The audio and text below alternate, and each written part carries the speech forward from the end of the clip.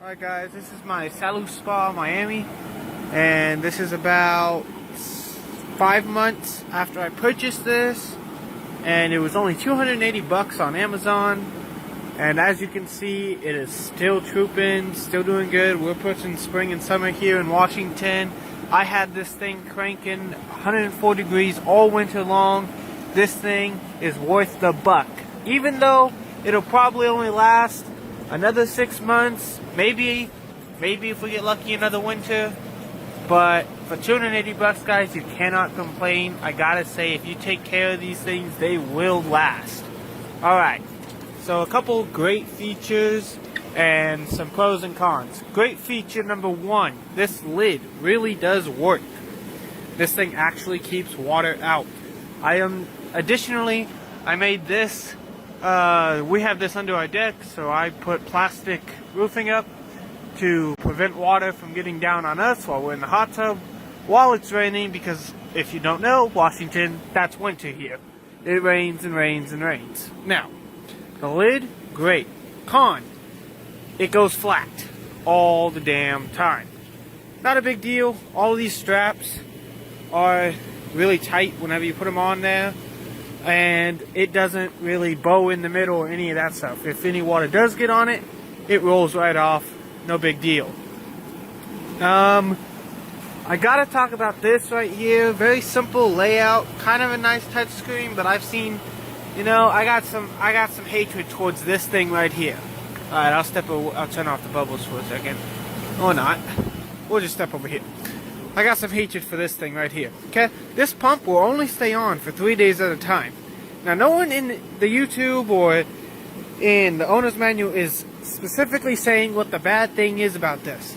You have to come out here every 3 days, every 72 hours, turn that green button off, reset it, turn it back on. If you forget, the hot tub turns off.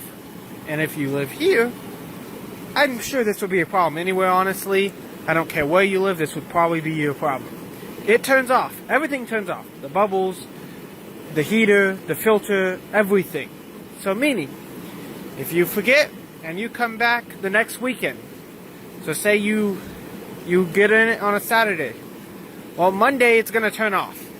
Say you want to get back in it on Wednesday, you're going to come out here, you're going to open that lid to a green surprise. This water is going to be green, no matter what chlorine you use or any of that stuff, because it's not moving. It's just stagnant water.